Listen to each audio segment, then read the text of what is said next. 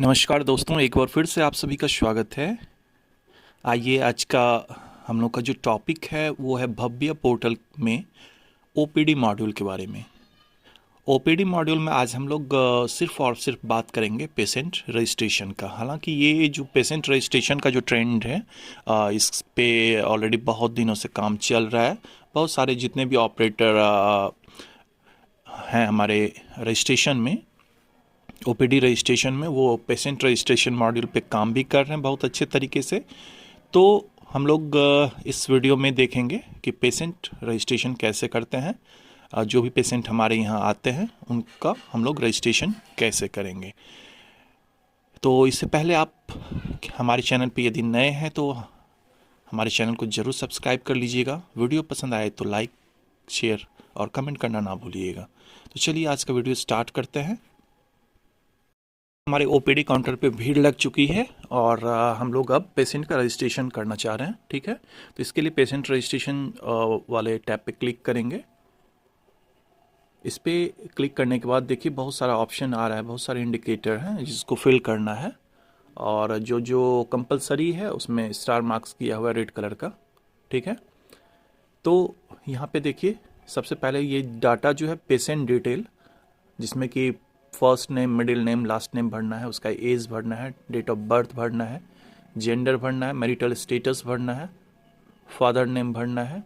और अनमोल यदि आशा वर्कर है, एएनएम आशा वर्कर ये सब है तो उसके बारे में यहाँ डिटेल भरना है। उसके बाद हम लोग को यहाँ पे एड्रेस भर लेंगे इस मॉड्यूल में, जिसमें country, state, district, block, ward, village, panchayat, post office, police station, pin code, address, ये सभी भरना है।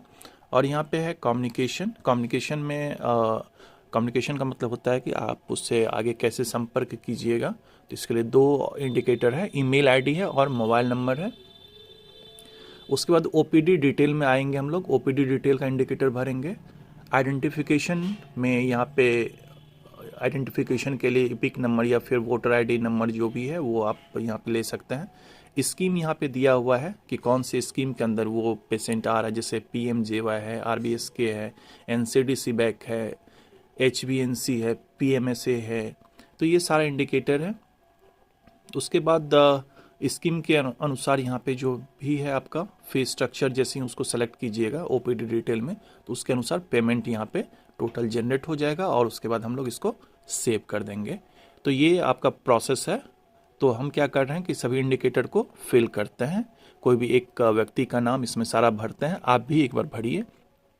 ठीक है, और उसके बाद फिर हम आपको आगे का स्टेप बताते हैं। तो एक बार सारा जितना भी इसमें फील्ड दिया हुआ है, खास करके कि जो कंपलसरी है वो सभी को भरिए। ठीक है, हम भी भर रहे हैं।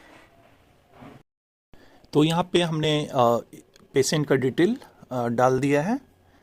अब यहाँ पे हम लोग देखते हैं, आप एक बार सभी इंडिकेटर को भर लीजिए जो भी इंडिकेटर इसमें दिया हुआ है पेशेंट रजिस्ट्रेशन में।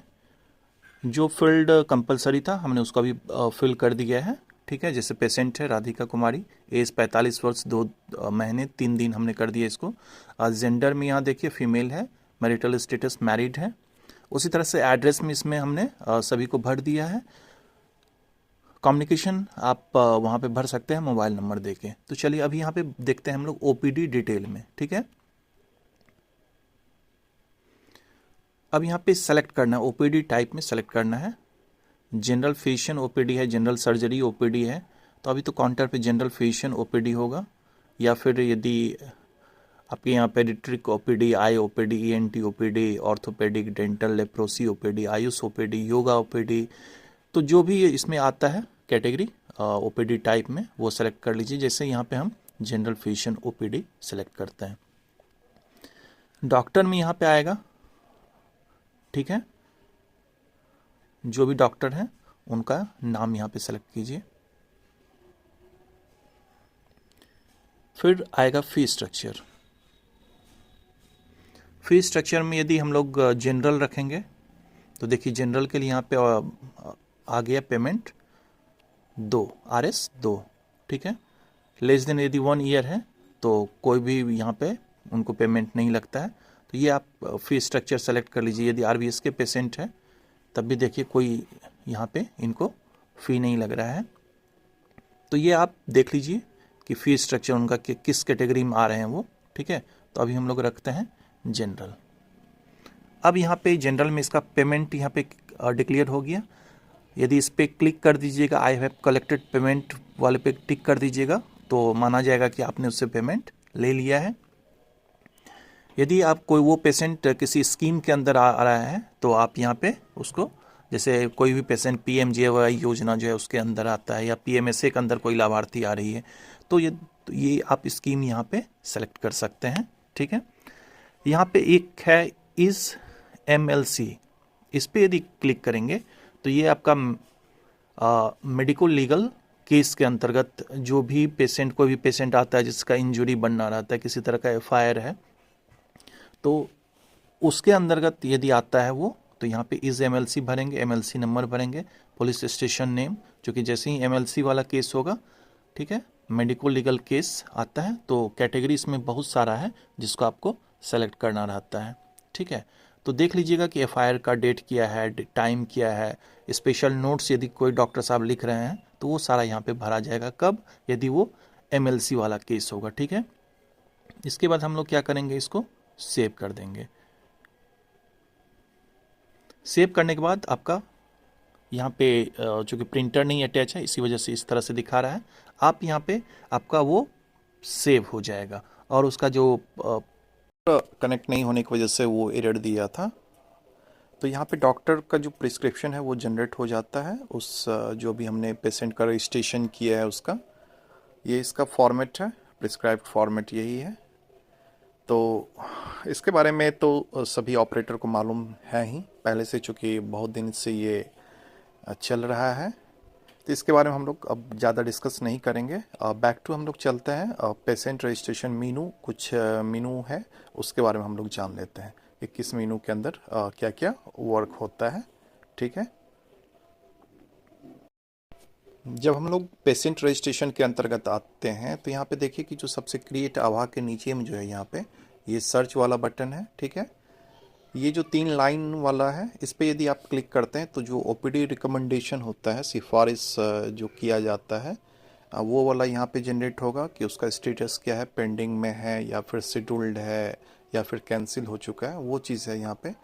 उसके बाद जो ये ब्लू कलर का जो यहाँ, उसके बाद जो ये वाला पार्ट है ये आपका टुडे पेशेंट रजिस्ट्रेशन को बताता है, ठीक है। देन ये जो पार्ट है ये आपका, यदि किसी का एवीडीएम प्रोफाइल आप जनरेट करते हैं तो वो लाइन लिस्ट यहाँ पे आ जाएगा। एवीडीएम का मतलब हो गया कि जिसका आपने आभा आईडी से लिंक किया है या फिर उसका आभा आईडी आपने क्रिएट किया है, वो चीज़ यहाँ पे लाइन लिस्टिंग उस पेशेंट का आ जाएगा, सारा डिटेल आ जाएगा। और देन यहाँ पे डॉक्टर का रोस्टर है, यहाँ पे आप इस पर क्लिक करके डॉक्टर का रोस्टर जो है वो सेट करने का रहता है, कौन डॉक्टर हैं कौन नहीं है। फिर एक क्वेश्चन मार्क्स जो है यहाँ पे बना, क्वेश्चन मार्क्स वाले पे यदि आप क्लिक करते हैं तो जो इस एप्लीकेशन का जो शॉर्टकट की है, जैसे अल्ट प्लस ऐप आप करते हैं तो सेव रजिस्ट्रेशन हो जाएगा।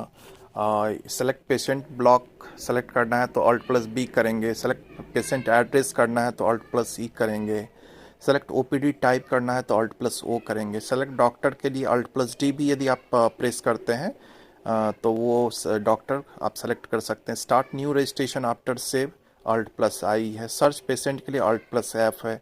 सो टुडे रजिस्ट्रेशन यदि आपको शॉर्टकट में देखना है तो अल्ट प्लस एल कर दीजिएगा, तो ये आपको जो रजिस्ट्रेशन हुआ है टुडे रजिस्ट्रेशन वो ऑटोमेटिकली आपको आ जाएगा। सो रिकमेंडेशन अल्ट प्लस जे, जो अभी हमने आपको बताया था कि अल्ट प्लस जे हम लोग यदि करते हैं तो रिकमेंडेशन वाला जो बटन मीनू था वो बिना छुए भी आप अल्ट प्लस जे करके सो रिकमेंडेशन कर सकते हैं। अदर यदि कोई हेल्प चाहिए तो अल्ट प्लस एच हम लोग प्रेस करेंगे।